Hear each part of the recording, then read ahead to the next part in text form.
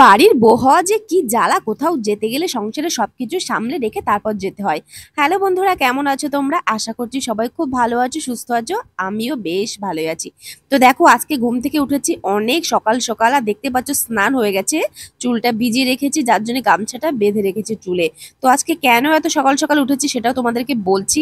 আজকে থেকে বাবুর পরীক্ষা স্টার্ট, বাংলা পরীক্ষা। আর তোমরা তো জানো যে বাবুর পরীক্ষার সময় আমি ওর সাথে স্কুলে যাই, তো সেই মতো সকালে উঠে সব কাজকর্মগুলো সেরে নিচ্ছি। আর তোমরা তো ভালো করে জানো যে আমি কোথাও গেলে পুজোটা না করে আমি যেতেই পারি না, কেন কি জানি। অনেকে আছে বাড়ি ঠাকুর ঠাকুর ফেলে রেখে চলে যাও যেথায় সেটাই, কিন্তু আমি যেখানেই যাই না কেন চেষ্টা করি পুজো দেওয়ার। এবার যদি খুব ভোরবেলা কোথাও বেরোতে হয় তাহলে তো আর সম্ভব হয় না, কিন্তু যতটা সম্ভব চেষ্টা করি ঠাকুরকে পুজো করে সেবা টেবা দিয়ে তারপরে। তো চলো, ঘর তো মোছা হয়ে গেল, এখন বালতিতে যেটুকু জল ছিল সেটুকু এখন নতুন রান্নাঘরে ঢেলে দিলাম।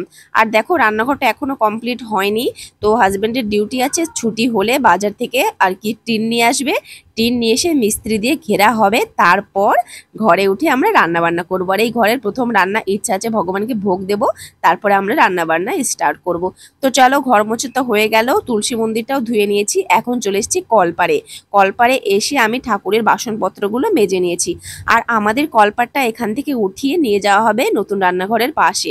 আর কি ওই পাশটা বাথরুম আছে, ওই পাশটা রান্নাঘর হয়েছে, আর ওই পাশটা কল নিয়ে গেলে একদম সুন্দর সেট করে সবকিছু হয়ে যাবে। না হলে আমাদের রান্নাঘরটা এক সাইডে আর এই কলটা এক সাইডে হয়ে গেছে, তো সবকিছু এক সাইডে হয়ে গেলে খুব সুন্দর হবে, কাজের সুবিধা হবে। তো চলো, ঠাকুরের বাসনপত্র তো মেজে নিয়েছি, এখন চলে এসেছি ঠাকুর ঘরে। আর আজকে ছিল কি বারটা ঠিক মনে পড়ছে না। তো ঠাকুরের বিছানা চাদর টাদর সবকিছু পাল্টে নতুন বিছানা চাদর পেতে দিলাম, দিয়ে ঠাকুরদেরকে আজকে সুন্দর করে স্নান করিয়ে নেব। দেখো, নিচে সব ঠাকুরকে নামিয়ে রেখেছি, আর নামানোর আগে ঠাকুরকে বলেই নামিয়েছি যে ঠাকুর কৃপা করে একটু নিচে এসো, কারণ আজকে তোমাদের বিছানা চাদর ঘরটা সবকিছু পরিষ্কার করব, স্নান করিয়ে দেবো, এরকম ভাবে বলে নিচে নামাতে হয়, চট করে ঠাকুরকে নামাতে নেই। তো তারপর দেখো সুন্দর করে, ও হ্যাঁ, আজকে বৃহস্পতিবার ছিল, তো ভিডিওটা বেশ কিছুদিন আগের ভিডিও। তো বন্ধুরা দেখো, পুজো করা হয়ে গেছে আমার। আর বৃহস্পতিবার কত সুন্দর করে ঠাকুরকে সাজিয়েছি দেখো। তো চলো, এদিকে আমার পুজো হয়ে গেছে, আর এদিকে দেখো বাবু রেডি হয়ে গেছে। আমি রেডি হব তো, দাঁড়া। তো বাবু রেডি, পুজো হয়ে গেছে, এখন ওকে খাওয়াবো, তারপরে আমি খাবো, রেডি হবো, চলে যাবো। তো চলো, টাটা। বাবু, ঠাকুরকে একটু নমস্কার কর, বল ঠাকুর আমার আজকে পরীক্ষা, যেন ভালোভাবে পরীক্ষা দিই। কি ও সব বাদ দে, তুই ঠাকুরের কাছে বল ঠাকুর আমি যেন ভালোভাবে পরীক্ষা দিই, আমার সাথে থেকো। আচ্ছা ঠিক আছে, এবার চলে আয়, চলে আয়।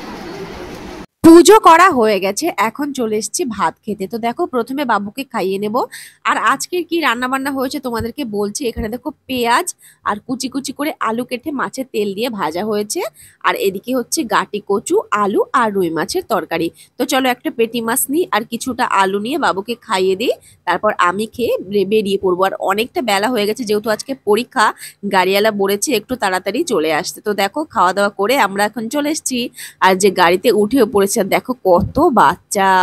তো বাচ্চারা, যখন আমি ভিডিও করছিলাম সবাই খুব মজা করছিল, হাসাহাসি করছিল, আর বলছিল যে আন্টি আমাকে দেখাও, আমাকে দেখাও, কারণ ওরা তো জানে বাবু ভিডিও করে, বাবুর ভিডিওটা সবাই দেখে, ওই জন্য বলছে আন্টি আমাকে দেখাও, সবাই আমাকে দেখবে।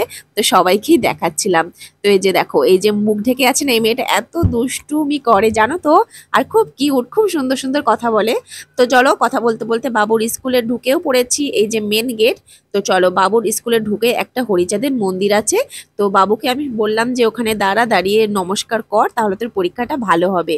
তো বাবু ওখানে দাঁড়িয়েছে, দাঁড়িয়ে নমস্কার করলো, তারপর চলো এখন বাবুর রুমে চলে যাব। বাবু থাকা,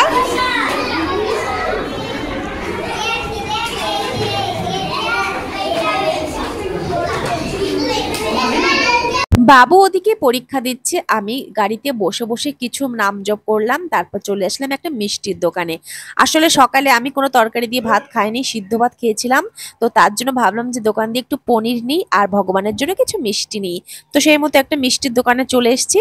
তো চলো, আমার কেনাকাটি হয়ে গেছে, এখন দেখো বাবু ছুটিও হয়ে গেছে। আর ছুটির পরে একটা দোকান দিয়ে বাবু খাবার কিনবে বলে বায়না করছে। তো এই যে দেখো, ললিপপ আর চিপস কিনলো, কিনে আমরা এখন অটোতে করে বাড়িতে চলে যাব। স্কুলের গাড়িতে করে বাড়ি যেতে গেলে অনেকটা লেট হবে, কারণ বাবু থেকে যারা উপর ক্লাসে পড়ে তাদের পরীক্ষা আর একটু লেট করে হবে। তো বিরক্তি লাগছে বসে থেকে থেকে, তো চলে আসলাম অটোতে করে।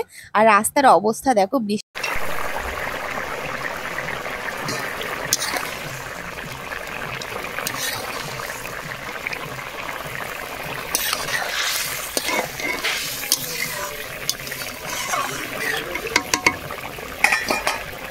বাড়িতে এসে আগে পটল আলু পনিরের তরকারিটা করে নিয়েছি, আর যে মিষ্টিটা এনেছিলাম সেটা ভগবানকে ভোগ দেওয়া হয়ে গেছে।